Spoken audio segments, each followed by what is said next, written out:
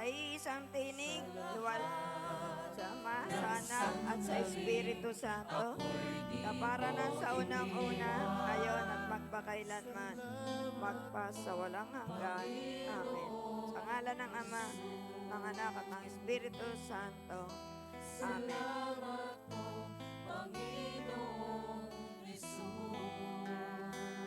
Okay, kaway-kaway sa ating Diyos na buhay. We praise you, God. We glorify your name. We thank your Holy Spirit. Amen. Okay, maupo na po ang lahat. At bilang alipin ng ating Diyos na buhay, ako'y nagpupuri, nagpapasalamat sa ating Amang nasa langit. Sa pangalan ni Jesus, kaisa ng kanyang banal na Espiritu Santo, sa mahal na Biring Maria, sa lahat ng narito, magandang umaga sa ating lahat.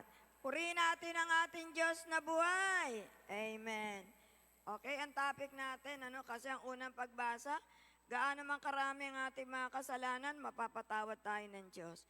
Maging simpula man ang dugo ang ating puso, magagawa niya itong mapaputi tulad ng ninebe o yelo, busilak sa kaputian. At sa ating ebanghelyo, sabi nga, yung pariseo at eskriba ay mga mapagkunwari. Kaya nagagalit ang Diyos sa mga mapagkunwari na naglilingkod ngunit hindi nagbabago at merong under agenda. Yung may under the table, no? Meron siya mga sariling intention, no? Kaya pag tayo nasa Panginoon na, alisin natin yung mga paghahangad, kung ano man yon. Una, kayamanan, pera, karangalan. Gusto mo lagi kang sikat, ikaw ang una. Kaya posisyon, no? Huwag tayong maghangad ng anumang bagay na hindi yung posisyon dahil gusto mo may posisyon ka. Amen. Gusto mo sikat ka. Lagi kang natatawag, no? Kung hindi po tayo matawag, maghintay ho tayo ng tamang panahon. Kaya ang topic po natin ngayong araw ay ang bagong pagkatao kay Kristo Jesus. 2 Corinto 5 verse 17. 2 Corinto 5 verse 17. Kaya't kung nakipag-isa na kay Kristo ang isang tao, isa na siyang bagong nilalang. Wala na ang dati niyang pagkatao. Sa halip, ito'y napalitan na ng bago.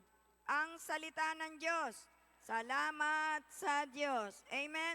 Kapag nasa Diyos na tayo, lumapit na tayo sa Diyos, alam natin yung mga ugali natin. Alam natin yung mga kasalanang nagagawa natin. Alam natin yung mga maling nagagawa natin. Amen? Nung alam mo yun, nagmamaang-maangan tayo na hindi sinasadya, hindi natin alam na mali yung ginagawa natin, no? Alam po natin yun, kaya sana pilitin nating magbago. Humingi tayo ng tulong sa Diyos. Hindi ho natin kayang magbago. Mahirap pong magbago. Amen? Pero kapag lumapit tayo sa Diyos, babaguhin niya tayo. May mga taong nakagisnan na yung maramdamin, balat sibuyas. Amen? Hindi mo lang naalok, galit na. Hindi mo lang nabigyan ng upuan, galit na. Amen? Hindi mo lang nabati dahil hindi mo napansin, galit na, nagdaramdam na. No, may ugali pong ganyan. Meron mainggitin, naiinggit. Meron yung suplada, yung hindi mo makante, hindi mo pwedeng pagsabihan. Amen? Iba-iba ho ang ugali natin. Pero, ba't tayo nagkakatugma-tugma? Bakit tayo nagkakasundo-sundo? Amen? Di ba nagtitiisan tayo dahil alang-alang sa Panginoon? Amen? Dapat nating magmahalan kahit hindi ka mahal-mahal. Kahit nabubuisit ka. May kasama ka, di ba? Di tayo minsan may mga kasama ka, naiinis ka. Amen? At tinatanggap mo kasi kailangan natin tanggapin. Kailangan natin yung makasama siya, hindi yung iiwan sa ere. Amen? Magkakasama ho tayo mula sa simula hanggang wakas, dapat magsasama-sama tayo. Amen po ba? Efeso 4 verse 24. Efeso 4 verse 24. Ito po ang sinasabi, at ang dapat ninyong isuot ay ang bagong pagkatao na nilikhang kalarawan ng Diyos at nahahayag sa matuwid at banal na pamumuhay ayon sa katotohanan. Ang salita ng Diyos. Diba may mga hanap buhay tayo na hindi naman kalugod-lugod sa Diyos? Halimbawa, pasugalan o nagtatrabaho ka sa sugalan. Amen? Ano pang hanap buhay na hindi kinalulugdan ng Diyos? Nagpapatubo. O, kung magpatubo pa, higit pa sa 20%, na nagririmata. No? Kaya pag nagsanla ka ng titulo ng lupa, no? Nahihirapan ng matubos ng mga tao. Kasalanan po yun. Mabigat po yun. Amen? Yun yung hindi magandang pamumuhay. Nagtitinda ka sa palengke. Yung timbangan, naka-adjust. Binabaan mo nga, naka-adjust naman. Mas lamang pa intender. Kaya sabi nga, sa salita ng Diyos, mahirap sa pamilihan, sa mga nagtitinda ang hindi magkakasala. Lahat ng nandun sa pamilihan ay nagkakasala. Bakit? Pag may tinda kang tinapay, tatanong sa'yo, bago ba yan? 3 araw na eh. Oo, bago yan. Kaluluto lang. 3 araw na. Nagsisinungaling. Pag sa damitan naman, pagka sinukat yung damit, ano na tawag doon? Piting na piting. Sasabihin, parang ang sikip. Hindi, kasya sa'yo. Sexy ka pa nga. Nagtinda ko kasi ako sa damit eh. Parang lahat na nagtinda ako sa sari-sari. Kaya alam ko yung talaga magsisinungaling ka eh. Hindi naman bibilin sa'yo kung hindi mo sasabihin. Kaya ang hirap eh. Diba? Kaya inalis ako dun eh. Kasi kahit ayaw mo, tanong ng tanong, bago ba to? Hindi na nga ako sumasagot eh, dahil kahapon pa yun eh. Ang kulit-kulit ng bibili. Alin Celia, bago ba to? Ano ba, tingin mo? Ganun na lang ako sumasagot para hindi ako magsinungaling. Pag sinabi, ngayon ba yan? Hindi na ako makasagot. Para mabili. Pwede nagkasala ka na. Kaya mahirap, sabi nga, mahirap sa pamilihan yung mga tao na hindi magkasala. Kaya yung mga nagtitinda sa palengke, hindi naman umuunlad din eh, nawawala din eh. No, talagang nakikita yung mga pinamimilihan nyo, hindi naman nagtatagal eh. Pagdating ng panahon, nawawala na sila, nalulugi. Kasi ayaw ng Diyos yung ganong hanap buhay. Kasi sasabay ka sa trend eh. Yung asukal, no, kulang sa kilo. Kaya pala mura dun. Sabi sa akin, Celia, ba't mura dun? 10 piso ang benta mo, dun 9 lang, ang kalahating kilo. Pag ginawa mong 9, hindi ako ikikita. Sabi ko, bumili ka nga doon, nung tinimbang ko, kulang pala na 1 guhit eh. Kaya pala 9, 10 ka. Sabi ko, hindi na ako magtitinda niyan. Kasi hindi ka pwedeng, hindi sumabay sa trend ng pagtitinda. Kaya maraming nagkakasala talaga. Amen? Kaya tayo, darating ang panahon, sumunod lang tayo sa Diyos, kaya aalisin ka sa mga bagay na nagkakasala ka. Tatanggalin ka niya doon. Diba? Sa trabaho, no? May mga katulad yung anak ko, nagtrabaho sa Shell. Sa Shell.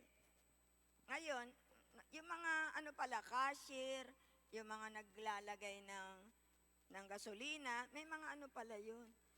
Tapos, hindi ko alam paano. Tapos, pag sumobra ang paghahati-hatian nila. Sabi ng anak ko na, ayoko na, nag-resign siya. Di mag-resign ka. Tapos, yung may-ari naman ng mga ganon, 2 papipirmahin sa'yo. Tingnan nyo ha, madadaya. Ano ba, may-ari ng mga ibang kumpanya, katulad ng mga gasolinahan. 2 yung pinapipirma. 1 bakante, 1 yung halaga mo. Bakit? Di ibig sabihin, hindi siya sumusunod sa tamang labor code ng pagtatrabaho. Tingnan nyo. Kaya namatay yung boss niya eh. Ang bata-bata pa, namatay. Ang gwapo pa. Kaya nga kasi dinadaya niya yung mga tao eh. Kaya maging mamuhay tayo sa tamang pamumuhay. Masama ho yung mandaya. Kung hindi ka, kapag tapat ka naman at nakita ng taong tapat ka, pagtitiwalaan ka at magkakaroon ka ng mga buyer na mahuhusay. Ibig sabihin nyo, hindi ka dadayain, hindi ka uutangan, tas hindi na babalik. Ganyan no sa palengke. Pag inutangan ka, lilipat na yun sa iba. Pero kapag tapat ka, no, yung mga buyer mo, hindi aalis sa'yo. Amen? O, kaway-kaway kay Lord. Okay, Colossus 3, 10 to 14. Colossus 3, 10 to 14. Ito po ang sinasabi. Isuot ninyo ang bagong pagkatao na patuloy na nababago at nagiging kalarawan ng Diyos na lumikha sa inyo upang lalo nyo siyang makilala. Kaya sa kalagayang ito, wala nang pagkakaiba ang Grego at ang Hudyo, ang tuli at ang hindi tuli, ang dayuhan at ang mabangis na tao, ang alipin at ang malaya.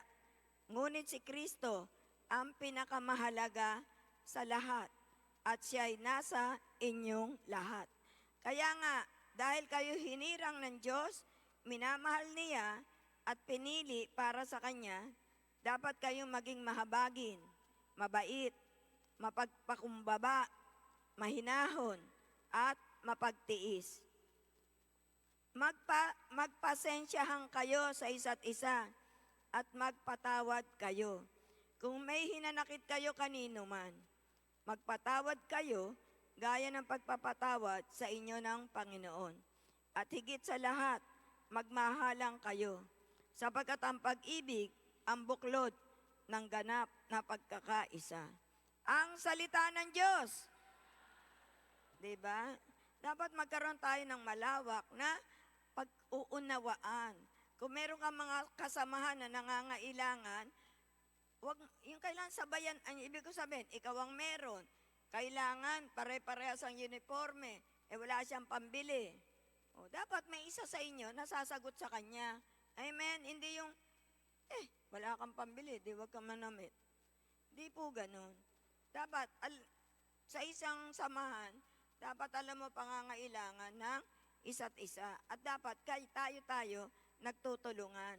Halimbawa sa atin, bilang soldiers of Christ, may bumabati ko sa iyo, ng hayo natin, halimbawa, sa isang lugar. Halimbawa, San Ildefonso. Tapos, merong dumayo. Kami, may malolos. Halimbawa, may dumayo pang iba.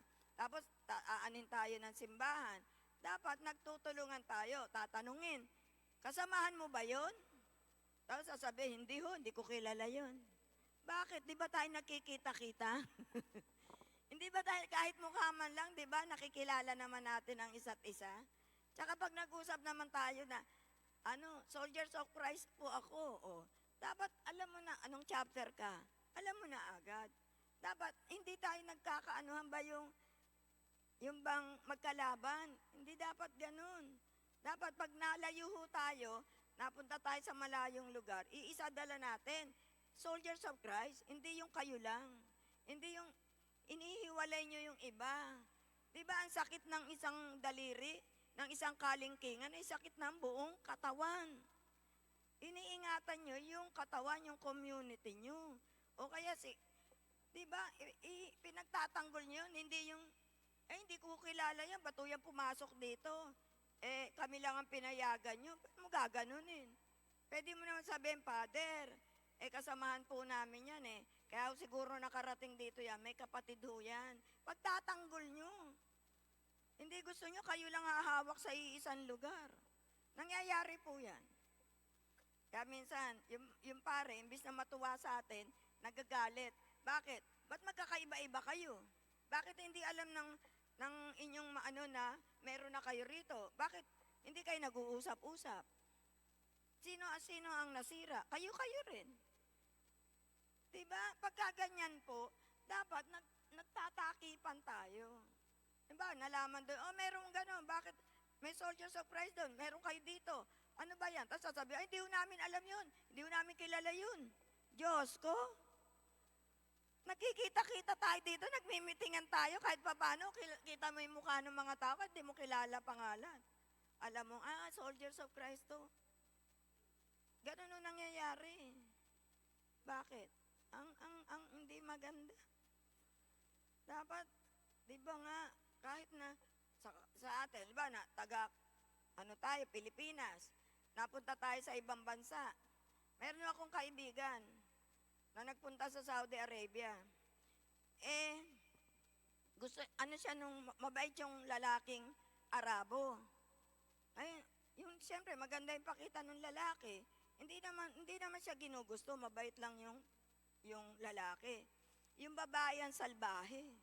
Siguro nagseselo sa kanya kasi bata pa yung kaibigan ko nung magpunta eh. Ang ginagawa ng babae, maglalagay ng mga kalderong malalaki, di ba? Halimbawa, malalaki daw yung nun eh, yung mga cabinet. Pag binuksan niya, babaksak yung kalderong malaki. Kung hindi niya maiiwas, babaksakan siya. Sabi niya, walang nga to, gusto akong patayin. Kaya pag nagsumbong naman siya dun sa sir niya, sir, siyempre sa English yun. Mahirap mag-English eh. Sir, your wife. Di gusto lang siyang patayin. Di lalong nagagalit yung babae. Lahat gagawan siya ng paraan para madisgrasya. Sa takot niya na baka mamatay siya sa Saudi Arabia, tumaluno siya. Nasa 3 palapag yung bahay. Yung kasi parang mga, patawag doon, parang kondo, gano'n. Nandun sila sa 3 palapag. Ginawa niya, tumalon siya. Di bumaksak ko siya doon. Di siyempre, na-hospital siya. Wala siyang malay eh. Ayun, nung nasa hospital siya, sabi nung, nurse na Pilipina, sabi niya, ganito sabihin mo, tinuturuan siya ng mali. Sabi niya, siyempre alam niya naman dahil marunong din naman po yun, matalino yun. Sabi niya, Pilipina ka, bakit mo ako tuturuan ng mali? Kung pagdating ko doon hindi ko alam kung alin yung totoo, yun lang ang sasabihin ko. Hindi siya ngayon kumikibo. Nag-yes lang siya, okay, yes. Pero pagdating doon sa judge, kasi doon sa judge, sinabi niya ang totoo. Kung ano yung talaga nangyayari sa loob ng bahay. Kaya siya tumalon. Kasi wag daw sabihin, gano'n. Sabi niya, tayo, kapwa Pilipino tayo. Dapat magtutulungan tayo. Yun ang sinasabi ko. Pag nasa malalayong lugar, kahit magkakaiba man tayo, kung tayo kapwa Pilipino, magtutulungan tayo. Meron din akong kasama na sa palengke, nagpunta rin ng Saudi Arabia, nag-abroad. Tapos, salbahe daw yung napasukan niya. Hanggang 2:00 daw, pinagtatrabaho siya. Ang ginawa niya, kailangan makauwi ako. Matalino din yun. Nagluka-lukahan. Di siya kumakain. Di akala nung amo, ba't ayaw kumain? Tahimik siya. Gumawa siya ng arte. Tapos pagdating ng gabi, pagtulog na, nagnanakaw siya, kukuha siya ng manok. Sa frigidaire, kumukuha siya ng mga kakainin, mga dilata. Tinatago niya, lalagay niya sa ilalim ng unan. Tapos kakain siya pagka mga gabing-gabi na. Tapos pagdating na umaga, tulala na naman siya. Di siyempre, natatakot yung mga employer. Kasi gusto niya na umuwi, ayaw siyang pauwiin eh. Hirap na siya sa pagtatrabaho. May dumating na doktor. Hindi natin kababayan. Thailander. Hindi siya makapagsabi na ganito, ganyan. Basta siya tahimik, di siya sumasagot. Yung pangalawang doktor na dumating, Pilipina. Sabi niya, Dok, gusto ko nang umuwi. Nagsalita siya ng Tagalog. Tulungan mo ko, sabihin mo na lang, bahala ka na, i-diagnose mo ko na nasisiraan na ako. Ganun, tinulungan siya nung doktora. Kinausap yung employer na pauwiin nyo na yan kasi delikado kayo, baka mapatay kayo niyan. Hindi nga kumakain. Kung isang buwan siya hindi kumakain, hindi siya talaga kumakain. Kahit alukin siya, pero kumakain siya sa gabi. May tinatago siya mga pagkain tinatago niya kung saan-saan para hindi mahuli. Mahuli man yung isa, meron pa siyang ibang kakainin. Kaya hindi siya nagugutom. Siyempre, walang kainan yun. Akala nung amo, siya, yung naluluka na, yung depression, ganyan. Pinauwi. Sila gumastos, sila nagpamasahe. Sabi niya, alam mo, Celia, kung hindi ko ginawa yun, di ako papauwiin. Kaya tingnan Pilipino, matatalino ho tayo sa kalokohan. Yan yung tusong katiwala. Sabi nga, yung talino natin, ginagamit natin sa pansariling interes. Yan tusong katiwala, gamitin mo sa paglilingkod sa Diyos. Ibig sabihin, hinahadlangan ka, gumawa ka ng paraan. Nakita nyo dito, hinahadlangan tayo, di ba? Ano ginagawa na iba? Dumadaan sa ilog, dumadaan sa sementeryo, tumatalon sa pader. O, di ba? Yun ang sinasabing tusong katiwala. Magaling tayong gumawa ng paraan para sa Diyos, hindi para sa kalokohan. Amen? Ba't niya ikukwento yung tusong katiwala? Natuwa, nagulat siya. Ganyan kagaling ang mga, hindi mga maka-Diyos. Ganyan sila kagaling na gumawa ng paraan para sa kanilang sariling kapakinabangan. Amen? Oh, yun ang gusto ng Diyos. Pag para sa Kanya, gumawa ka ng paraan. Ayaw nung asawa mo. Ay, hindi ka pwedeng umalis. Tumakas ka. Ako tumatakas eh. Oh, pagtalikod, takbo na. Oh, pagbalik ko, wala na. Wala na. Hindi na siya kikibo. Kaya sabi, ikaw, Celia, pag para sa Diyos eh, talagang hindi ka mapigilan. Sabi ko sa kanya, hindi mo ko kayang pigilan. Kasi hindi naman ako pumupunta sa masama. Sa Diyos ako pumupunta, hindi sa ampaman. Kung makita mo ako sa sugalan, doon mo ako hablutin.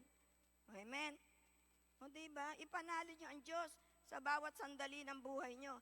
At ang Diyos matutuwa sa inyo. At bibigyan ka niya, sabi nga, kapag napagkatiwalaan ka ng maliit na bagay, pagtitiwalaan ka niya ng higit na mas malaking bagay. At pamamahalaan ka ng malawak na pamamahalaan sa iyo. Amen! Kaway-kaway kay Lord. Okay. Roma 6 verse 6. Roma 6 verse 6. Ito po ang sinasabi. Alam natin na ang dati nating pagkatao ay naipako na sa krus kasama niya upang mamatay ang ating makasalanang ay naipako na sa krus kasama niya upang mamatay ang ating makasalanang pagkatao at nang hindi na tayo maalipin pa ng kasalanan.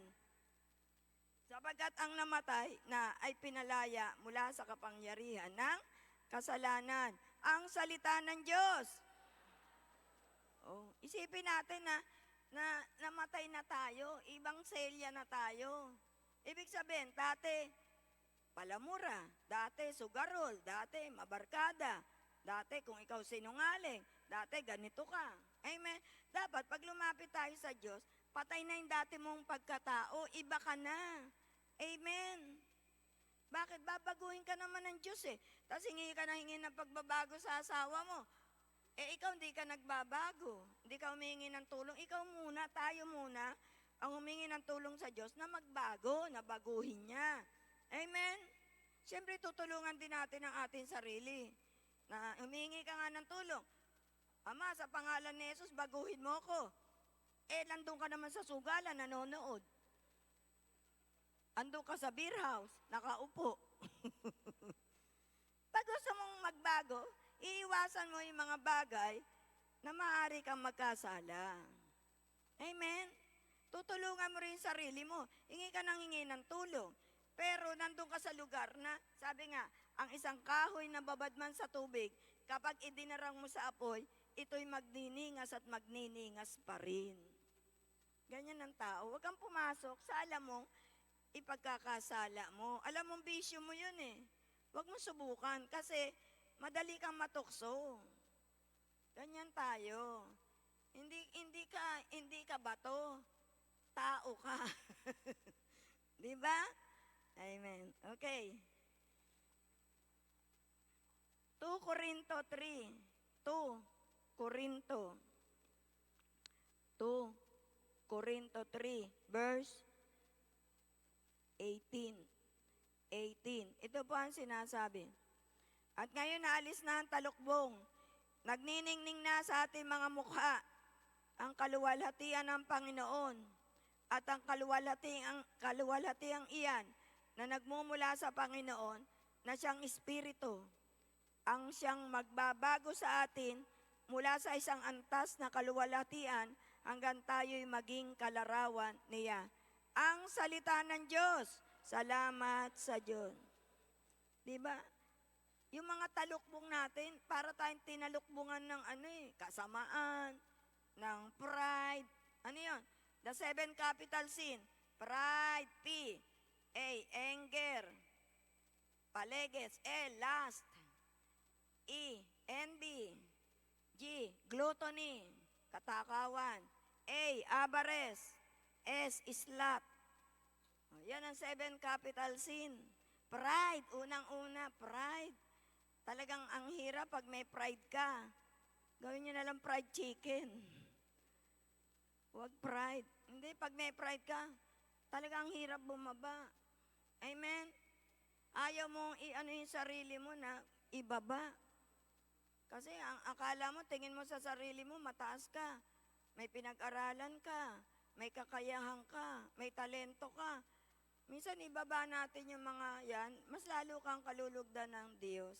Mas lalong dadagdagan ang karunungan mo. Amen? Huwag mo ipagyabang kahit na valedictorian ka, kahit na summa cum laude ka. Pag gusto kang hiyain ng Diyos, hihiyain ka niya. Wala sa karunungan ang para gamitin ka ng Panginoon. Kahit ordinaryong tao ka lang, na hindi ka nakapag-aral, pero malinis ang puso mo, malinis ang intention mo, tumayo ka sa harapang ito, tutulungan ka ng Diyos na ang salita mo ay may power at may lakas. Amen! Kaway-kaway kay Lord.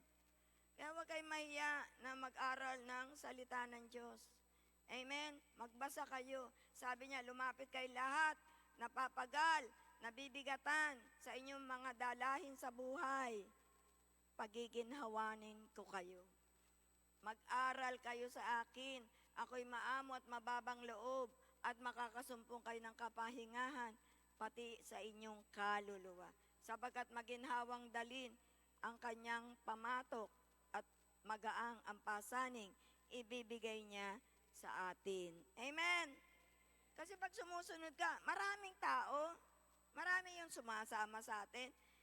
Bakit ganito magsalita? Nagpupuri ako sa Diyos. Mula na sumama ako sa Soldiers of Christ, lalong dumami ang problema daw niya. Ba't ganun? Sa buhay ko, hindi naman ganun nangyayari. Ba't ganun magsalita ang iba? Kasi, yung pagsunod nila, para bang, ewan ko bakit, may mga taong ganun, mas laro raw dumami problema. Kasi nilalabas ng bibig mo eh. Si Satanas tuwan-tuwa, maraming problema, lalo pang dadagdagan. Amen? Tuwan-tuwa si Satanas doon sa nagpupuri ng ganun. Nang lumapit ako sa Diyos, lalong dumami raw ang problema niya. Tuwan-tuwa si Satanas. Kasi hindi mo napupuri ang Diyos. Binabaksak mo siya. Amen? Binabaksak mo eh. Bakit? Lahat ng mabubuting bagay pinakita sa'yo. Hindi mo nakikita. Humingi ka ng sasakyan. Ang binigay muna sa'yo, kariton. Di ka natuwa.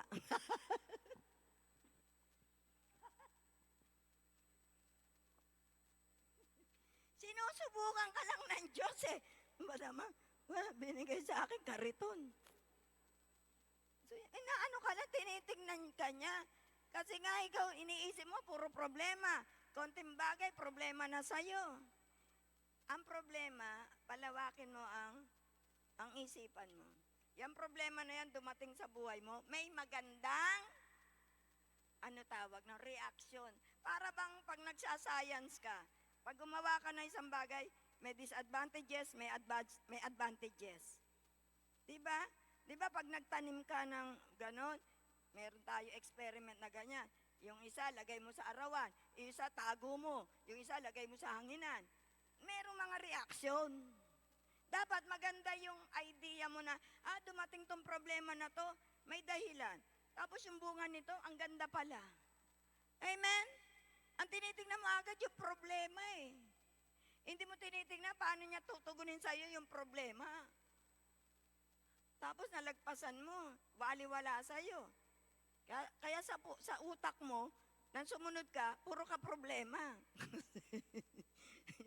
Hindi mo na-realize, yung problema ang dumating sa'yo, may magandang dulot. Halimbawa, may asawa kang adik, may pera kayo dahil may hanap buhay kayo. Nawala yung hanap buhay. Siyempre maghihirap ka. Pero yung maganda doon, matitigil yung asawa mo sa bisyo. Amen? Kasi walang pera eh. Nakuha nyo? Kung ganun ang mindset mo, salamat Lord. Pasasalamatan mo ang Diyos. Diba? Alam ko yung way mo eh. Hindi ko way yun. Sabi nga Panginoon, iba ang daan ng tao sa daan ng Diyos. Kung paano ang langit higit na mataas sa lupa, ang isipan ko hindi kayang abutin ng sino mang tao. Mahirap, pero kung lalawakan mo, pasasalamatan mo siya eh. Halimbawa, sasakay ka nakita niyo yung sumakay ng dahil sa traffic, hindi siya nakasakay. Galit na galit, no? Nahuli siya. Naiwan siya ng eroplano. Tapos yung seat niya, inupuan nung isa. Siya nakaligtas. Talagang ligtas sila. Dahil yun ang tinakda ng Diyos. Na siya'y kailangan iligtas. Kailangan madelay. Galit siya dahil di siya nakaabot sa flight. Pero na sumabog ang eroplano, siya ang buhay at yung nakaupo sa upuan niya, tumilapon, buhay. Dalawa lang silang buhay. Amen? Diba? Kaya may mga bagay na masakit, pero may magandang bunga nito. Kung ganun lang kalawak ang isipan mo, imbis na yung problema, bibigat sa'yo, makikita mo yung magandang reaction na gustong ipakita sa'yo ng Diyos na hindi mo makita. Amen? Ano ba, may asawa kang adik? Yung kasamahan ko sa San Ildefonso, yung matanda. Umiiyak sa akin, Sister Celia, bakit po? Matanda yun sa akin. Bakit po, Nay? Nung anak ko, 40 anyos na, inuli ng pulis, nakakulong, umiiyak. Ilang taon niya anak niyo? Lalaki po ba? 40. Opo. Ba't nahuli? Nag-adik. Sabi ko doon sa matanda, magpasalamat kayo, Nay. Nahuli, nakulong. Hayaan niyo siya doon, magpahinga.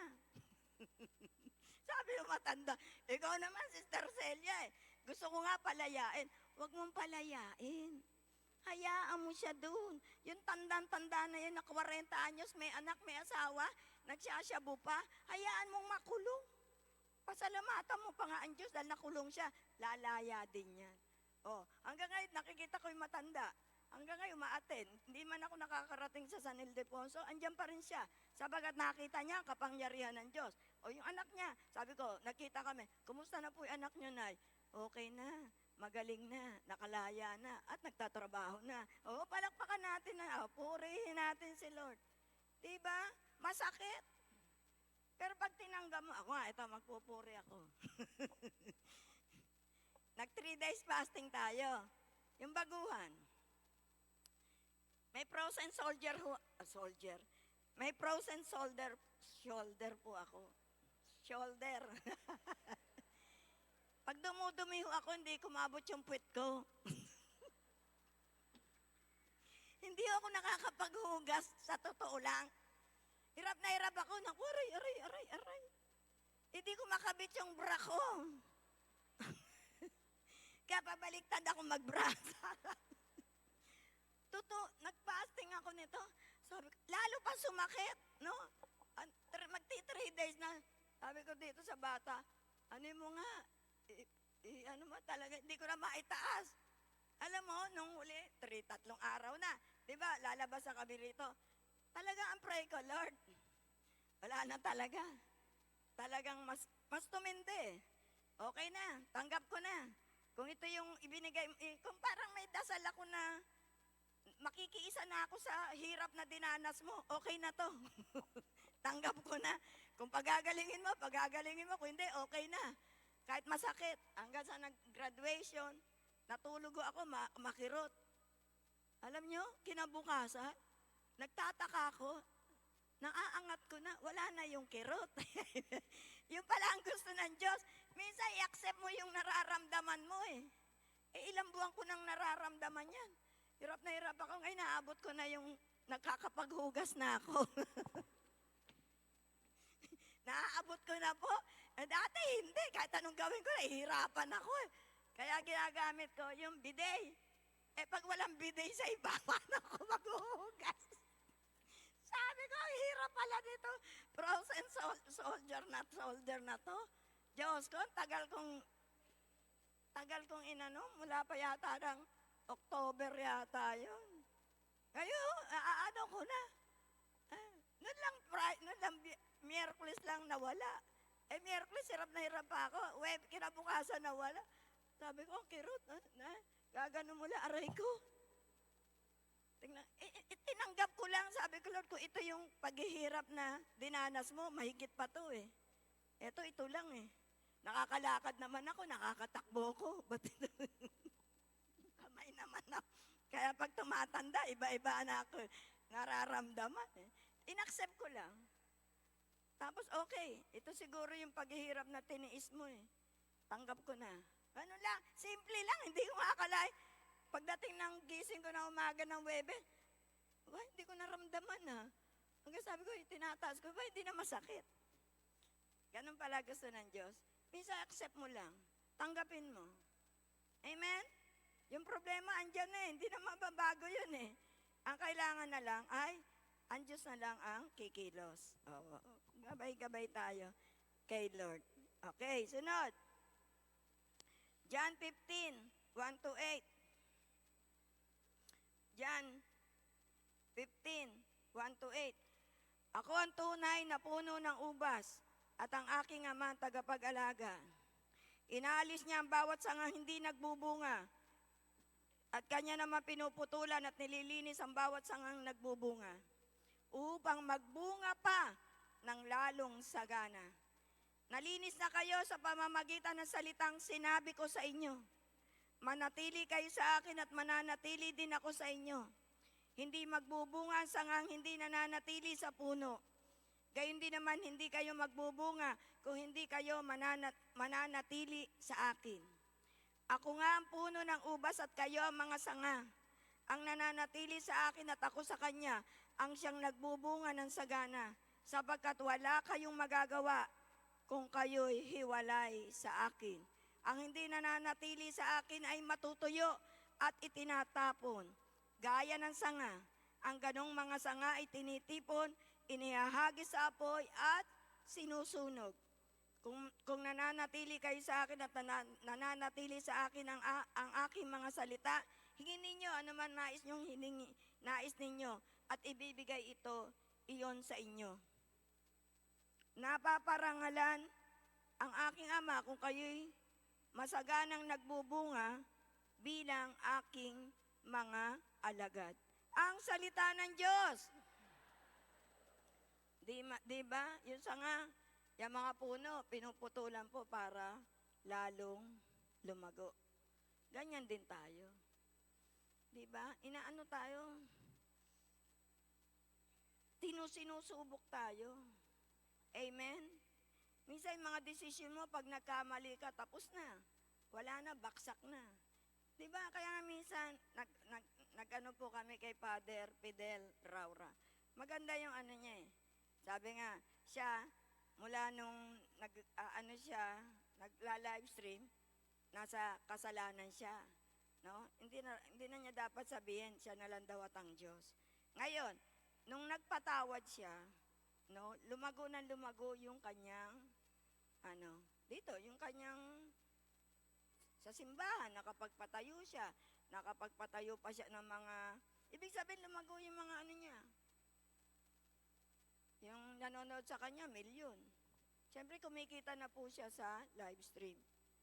Diba? Kasi, ang sabi nga niya, yung isip, nandito ang puso. Ako alam, nung araw pa, ano ko na yun eh. Inilagay ang isip mas mataas kaysa sa puso. Sabi niya, kung gusto mong gumawa at magbago, huwag mong gagawin yung bagay na sumasaksak sa utak mo.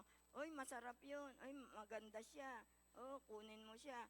Pero, nasa isip mo yun, pero kinokontrol mo. Yung puso mo, ano ba, nagkakagusto ka sa may asawa.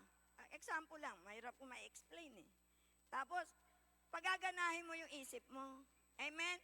Gustuhin mo ba yung may asawa? Ano ba mangyayari? Magkakasala ka. Dapat mananalo yung isip. Pag nanalo yung isip, yung puso, hindi nasusunod. Ako anyo. Ako ganun din ang pananaw ko nung araw eh. Makokontrol mo yung nais ng puso. Kasi ang puso ay sinungaling. Sinungaling na puso. Di ba? Halimbawa, ako may asawa. Nagtagal akong makasama tong tao na to. Mabait. No? Siya lagi kong kasama. Hindi ko mamamalayan. Example lang ha. Magkakaroon na kami ng developan. Ngayon, kung alam ng isip mo na mali ito, hindi to dapat mangyari. Meron akong pamilya, meron akong asawa, meron akong anak. Kailangan hindi mangyari to. Yung puso ko, kailangan mas manalo isip ko, lalayo ako. Iiwasan ko to hanggat kaya pa ng puso ko. Kasi pag nagmahal ang isang puso, hahamakin ang lahat, masunod ka lang. Di ba? Hahamakin mo, hindi mo na may iwan. Kaya nga, ang mga ganong nangyayari, iniiwan ka, nagtatagal dun eh. Kasi napabayaan. Mas binigyan niya ng pagmamahal yung tao na yun kaysa sa tunay niyang asawa. Kung naglilingkod kayo sa Diyos, eto, pag naglilingkod kayo sa Diyos, sa Panginoon, mauhuli mo agad yung asawa mo. Hindi niya pagtatagalin na yung asawa mo, dayain ka o magmahal ng higit pa sa iyo. Habang nagsisimula siyang magmahal doon, mayroon nang gagawin ng Diyos sa iyo para malantad siya. Kaya hindi mawawasak ang tahanan mo. Kasi may Diyos, may Holy Spirit na pumapatnubay sa iyo. Naintindihan niyo ko? Ngayon, kung wala kang Diyos, wala. Madaling wasakin ang tahanan ng taong walang Diyos. Bakit? Wala, pag natukso na asawa mo, patay ka na. Ang dami kong mga nakita, kapitbahay ko, mga kaibigan ko, wasak ang tahanan. Walang panahon sa Diyos eh. Amen. Yun ang nakita ko eh. Kaya sabi ko ako, maglilingkod ako sa Diyos. Kasi wala akong magagawa eh. Diba? Kaya ako, tapos yung iba sasabihin ng iba, Sister Celia, nahuli ko eh. Magpasalamat ka nga, nahuli mo eh. Eh kung hindi mo nahuli, mag-aanak na yan, iiwan ka na. Ang Diyos ang kumilos sa'yo para mahuli mo siya. Amen? Mas lalo kayo nang gagalaiti dahil nahuli nyo. Magpasalamat kayo dahil nahuli nyo. Mai-stop yung relasyon kaagad at hindi magtatagal. Kaya nga, mababaw ang pananaw nyo eh. Kung nakita nyo yung problema at kung paano to dumating sa buhay nyo at kung paano to kumilos ang Diyos, pasasalamatan mo ang Diyos. Hindi ka magagalit, nahuli mo eh. Pasalamatan mo nga, nahuli mo dahil hindi na yung magtatagal. Mister ko, nagtataka siya, ba't ang galing mo, Sel? Dali mo ako nahuhuli. Hindi naman ako nanguhuli. Ang Diyos ang kumikilos. Amen? Kaya magtiwala ka sa Diyos. Maglingkod ka ng tapat sa Diyos. Ni mga anak mo, hindi niya pababayaan. Walang mapapahamak ni isa man. Ano sabi niya? Gayon na lamang ang pag-ibig ng Diyos sa sanlibutan. Ipinagkaloob niya ang kanyang bugtong na anak. Pakinggan niyo. Na ang sino mang manalig at sumampalataya ay hindi mapapahamak bagkus magkakamit ng buhay na walang hanggan. Yun ang tatandaan nyo, hindi mapapahamak. Wala kang anak na mapapahamak. Tandaan nyo yun. Apo ko na disgrasya. Inano yung bisikleta, tanggal ang gulong. Walang galos, walang sugat. Tapos siya pa nagrereklamo. Siya pa nagdala doon sa tao sa barangay.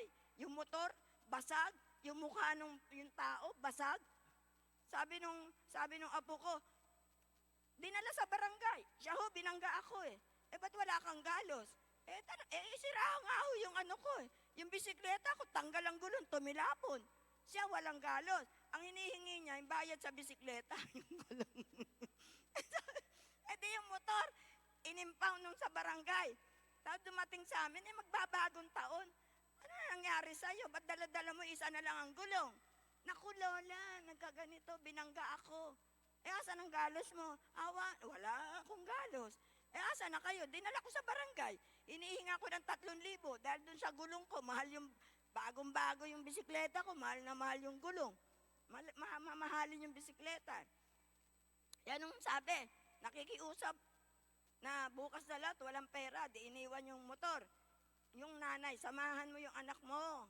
Makipag-usap ka doon para makuha yung pera. Dahil nanghihinayang nga sa bisikleta. Eto nung makita nung anak ko, nako nanay, nung umuwi, paano ka namang hindi maaawa? Basag yung mukha nung mama. Tapos yung motor sira, wasak. Tapos inihingan pa nung anak ko ng 3,000. Wala siyang kasugat-sugat. Sabi nung nanay, yung anak ko, nak, magkano po ba ang pera nyo? Sabi, 2,000 yata, 2,500. 2,000 lang yung pera ko, baka pwede na, magpapagamot pa siya. Tingnan nyo, ako na-amaze. Sabi ko, Lord, salamat. Kasi gulong lang ang tumilapon, hindi yung bata. Buti hindi ka tumilapon na. Ewan ko, Lola, nakaano lang ako eh. Walang kasugat-sugat, nahanap ko sa sugat. Ma-x-ray ka, hindi ako nalaglag, Lola. Tingnan nyo, maglingkod do kayo ng tapat sa Diyos. Isang apo ko, 5 taon. Yun, siya rin yun. Noong 5 taon, sinagasaan. Ngayon, 20 anyos na nung maaksidente. 22 anyos na nung maaksidente yata. Siya rin yung 5 taon na sinagasaan yung paa. Durog. Tinakbo sa ospital, wala ako. Sister Celia, yung apo mo, nasa ospital. Nasagasaan yung paa, durog ho. Naku, Diyos ko, habang nagdadasal ako, sakay akong tricycle, ikaw ang Diyos na buhay. Ikaw makapangyarihan sa lahat, patawarin mo ako. Patawarin mo yung mga anak ko. Dahil yung apo ko, maliit pa. Alam ko, nagkasala kami sa iyo, Lord. Ikaw ang Diyos na buhay, patawarin mo kami. Yung pangako mo, sabi mo, sumunod lang ako sa iyo, sumunod kami sa iyo. Walang butong mawawalay sa kapwa buto. Pangako mo yan. Kaya apo ko, walang butong mawawalay kahit isang buto. Punta ako sa ospital. Tinignan ko, durog nga yung paa. 5 taon. Nag-check up. X-ray yun natin, 2 x-ray. Para humdurog ang buto nito. Alam na, sabi ng doktor, gulat ako Walang buto. Walang nadurog na buto. Pero bukas ho yan. Tingnan nyo, hanggang ngayon balat niya yan. Tingnan nyo ang Diyos. Kaya paano hindi ka susunod? Paano ka hindi maglilingkod sa Kanya? Yung ginagawa ho natin, hindi pa sapat yan. Huwag niyong kukwentahin ng Diyos. Araw-araw ako sa iyo, Lord. Lunes-lunes, nandito ako. Linggo-linggo, nandito ako, malang pamasahe. Nangungutang pa ako para makarating. Abay, huwag niyong kwentahin. Huwag kang magsasalita ng ganyan sa Kanya. Wala kang tatanggapin. Tiisin mo. Huwag kang magsasalita ng mga bagay na hindi niya kalulugdan. Kung ano man yung ginagawa mo, tiisin mo. Pasalamatan mo, Lord, salamat, nakarating ako. Huwag mong kukwentahin ang ginagawa mo. Amen. Okay. 1 John 5, verse 4. 1 John 5, verse 4. Sapagkat napagtagumpayan na ng mga anak ng Diyos ang sanlibutan at nagtatagumpay tayo sa pamamagitan ng pananampalataya. Ang salita ng Diyos. Manalig ka. Yung nasa gitna ka ng pagsubok, problema, manalig ka. Dumating sa'yo problema. Tanggal ako sa trabaho, sabi ng asawa mo. Okay lang. Umiyak ka man ng dugo, tanggal ka sa trabaho, anong gagawin mo? Magagalit ka?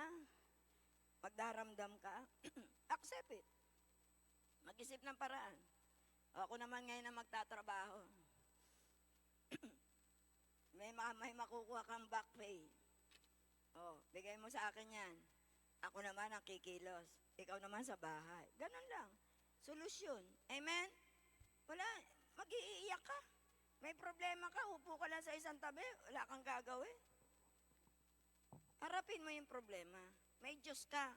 Natutulong sa'yo sa gitna ng problema. Manalig ka lang. Huwag kang mag-isip sa araw ng bukas. Ang isipin mo lang yung araw ngayon kung anong gagawin mo. Kuryente, kailangan mo munang bayaran. Amen? Wala ka talagang pera. Uutang ka ba ng uutang? Ako, nangyayari sa buhay ko noon. Saan ako mangungutang? Hirap mangutang. 2,000, babayaran mo, di ba? 1,500. Kapos pa yung pera mo, kulang. Hayaan ko siyang maputol. Sasabihin ko doon sa namumutol, Brad, baka pwedeng, wag mo nang putulin. May bata wala pa yung pera ko. Sabi naman nung, tinuruan pa ako, sabi naman yung nagpuputol, Ma'am, hindi ho pwedeng hindi ko putulin, bawal. Puputulin ko lang. Tapos ikabit mo uli, pwede na ho yan. Mababayad ka rin naman. O di ka na, may kuryente ulit ako. Tumawag ka na lang ng electrician dyan. Pakabit mo lang, pwede naman. Di ka naman mandadaya. Tatakbo rin yung metro mo eh. Kung wala ka pang pambayad. Tapos sa isang linggo, magbayad ka na. May pupunta dyan para ikabit uli. O di ba? Ba't ka magpapakahirap ng problema? Hindi ka pa naman 2 buwan. Iyan mo siyang maputol. Meron ka naman electrician eh. Kaya yung anak ko, pinag-aral ko, mag-aral ka nga ng electrical. O edi marunong, pag napuputulan kami, kabit mo na. Diskarte lang yan. Mangungutang ka, hirap mangutang. Amen. Minsan nadidelay lang ang pera mo. May kulang lang. Minsan harapin nyo yung problema, huwag nyo katakutan. Andyan yan eh. Diba? Yung iba alalang-alala. Para bang kuryente lang eh, namumblema na. Di na malaman ano gagawin. Marerelax mo yung sarili mo. May solusyon. Okay. 2 Corinto 4, verse 16. Sabi ng anak ko, na ikaw parang kahit marami kang problema, parang hindi mo pinapansin eh. Sabi ko, mahirap ipaliwanag sa'yo anak, huwag mo akong tanungin ng ganyan. Iba-iba tayo ng pananaw sa buhay. Okay. Asa na ba ako? 2 Corinto ba? 2 Corinto 4, verse 16. Ito po sinasabi. Kaya't hindi kami nasisiraan ng loob. Kahit na humihina ang aming katawan lupa, patuloy naman lumalakas ang aming espiritu araw-araw. Ang bahagya at panandaliang kapighatiang dinaranas namin ngayon ay magbubunga ng kagalakang walang hanggan at walang katulad. Ang salita ng Diyos.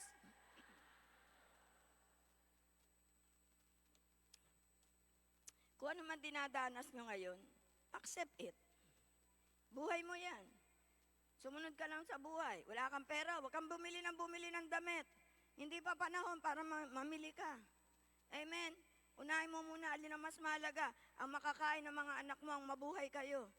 Yung mga Jollibee, huwag ka munang pumasok. Amen. Nung araw, di ko napapasok yung Jollibee na yan, kasi 50 pesos lang nung araw eh. Di ba 50 pesos lang isang ganyan? 20 pesos lang yung spaghetti, hindi ko matikman-tikman. 30 lang yata, tapos 50 yung isang chicken. Hindi ako nakakakain. Bakit? Nag-aaral mga anak ko eh. Kailangan ko ng pera, pambaon nila. Bakit ko kakainin yung mga bagay na hindi ko naman, na pwede naman ako umuwi at kumain. At ako na lang magluluto ng fried chicken, masarap pa. Amen? Di ba? Minsan, ayusin nyo lang ang pamamaraan ng paghawak nyo ng pamumuhay. Hindi ho kayo magmumukhang kawawa. Amen. Sa tingin lang nila, anong damit mo, ganyan. Kung ano damit ko, ganito. May kinakain naman kami. Ang mahirap, ang ganda ng damit mo. Kapos na kapos ka sa pagkain. Amen. Unahin nyo muna to survive. Food.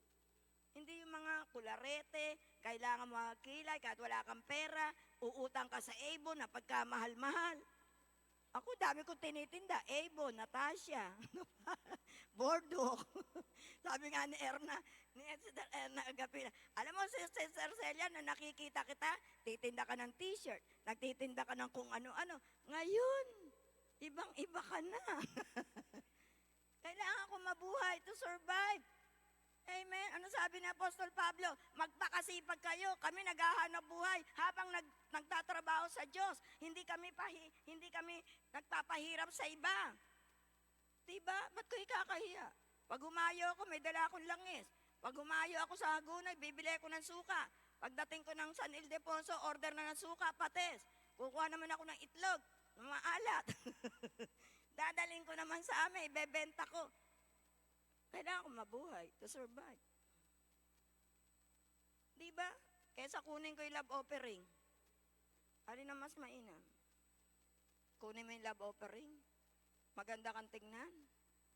Ninanakaw mo pera ng Diyos. Maghanap buhay ka sa malinis na paraan. Kahit nasabihin sa'yo ng tao na ganito, ganito ka. Hindi naman ginagamit yung gawain.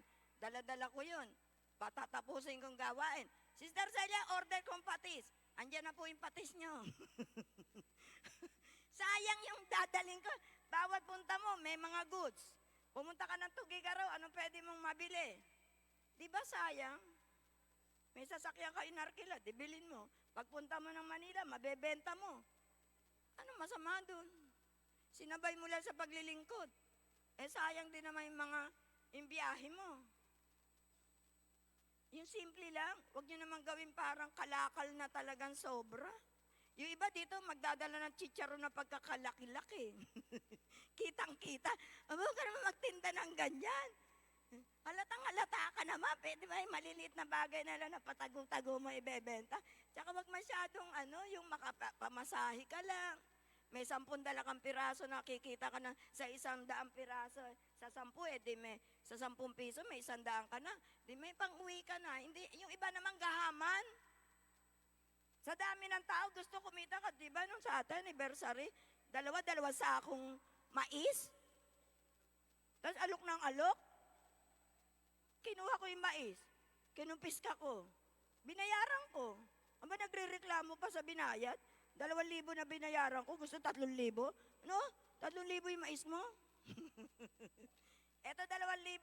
Kala ko galit. Nang umayo ako sa Pangasinan. Asan yung kinuhanan ko ng mais? Eto, Sister Celia. Sister, galit ka sa akin? Hindi po, Sister Cel. Alam ko naman, sapat lang yung binigay ko sa'yo eh. Tindera rin ako. Alam ko mga puhunan dyan. Amen? Hindi ka naman agrabyado. Makuha mo lang yung puhunan, sapat na yun. Ang gusto mo kumita pa. Hindi naman siya, hindi ko ginanon. Sabi ko, nagdamdam ka ba sa akin? Hindi po, Sister Cel. Alam ko naman po yun. O di natigil siya. Amen? May tindahan kasi hindi pwede para tayong terminal. Nag-aalok. Di ba sa terminal, mani-mani kayo dyan, mani-mani. Sampalok. Chicharon. Di ba? Kaya pag nakaupo ka sa terminal, wag natin gawin terminal to. Ito'y templo ng Diyos. Kaya nga may lugar tayo na dapat pagtindahan. Hindi tayo, kung alam ko naman mahirap ang buhay nyo, hindi ko naman kayo inaano na, yung order lang, ilan ba order mo?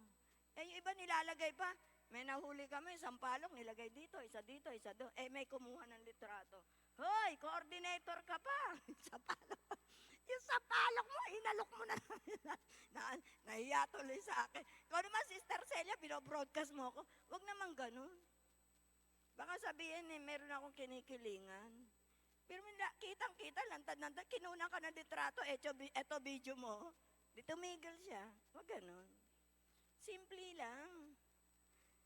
Alam ko naman, style ko rin yan eh. May dala akong peanut butter sa may paho. 10 piraso lang. Kung kayo naman magdala, 50.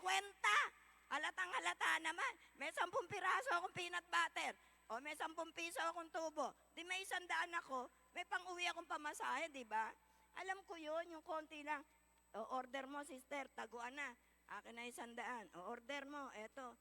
Hindi ladlaran kayo. Gusto nyo kumita naman.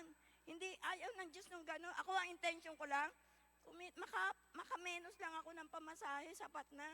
Hindi iswapang. Ang suswapang pag kumikita na eh. Alisin nyo yung kaswapangan sa paghahanap buhay. Masaya kayo na may kinita ka lang, nakauwi ka. Dahil wala kang perang sapat. Alam naman natin ang buhay at naiintindihan ko kayo. Nagpapaaral ako ng anak eh. Hindi naman ako binibigyan ni Brother Ting na, eto 1,000 sa Elia. Walang ganun. Sana ako naintindihan ko ang buhay. Kaya naunawaan ko kayo. Kaya malawak ang pangunawa ko eh. Kasi pinagdaanan ko eh. Amen. Kung hindi ako dumaan sa ganung buhay, hindi ko kayo maiintindihan. Kaya siguro pinadaan ako ng Diyos. Kaya alam ko buhay. Ano ang buhay? Amen. Okay. Isa na lang. 2:29 na.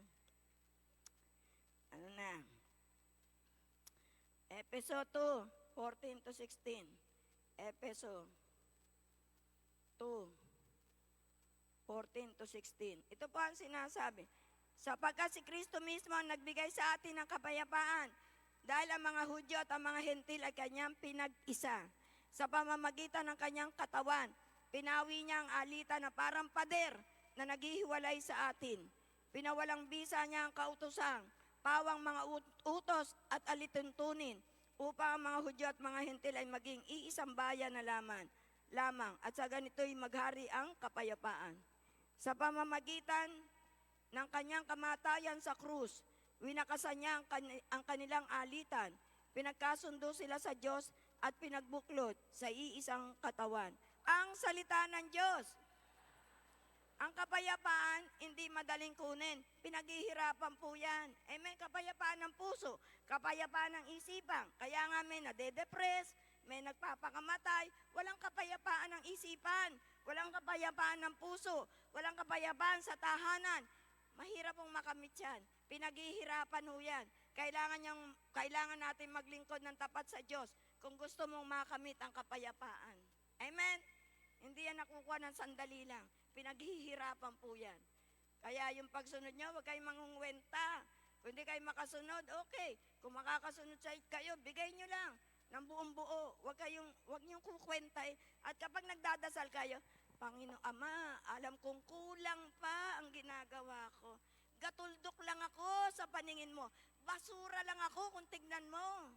Ibababa mo sarili mo sa kakahihiling. Punong-puno ako ng kasalanan. Huwag mo sabing, nagpipilit ho ako hindi magkasala. Diyos ko, anong nagpipilit?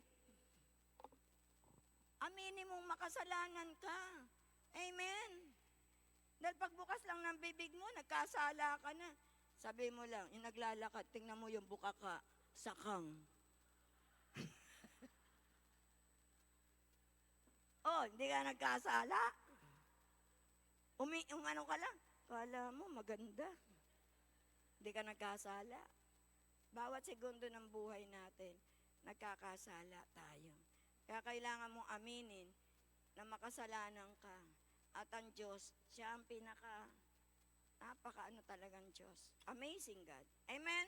Sana nakuha niya yung mensahe sa araw na ito. Sa iisang tinig, luwalhati sa Ama, sa Anak, at sa Espiritu Santo, kaparanan sa unang-una, ngayon at magpakailanman, magpasa walang hanggan, siya nawa. Sa pangalan ng Ama at ng Anak at ng Espiritu Santo, Amen.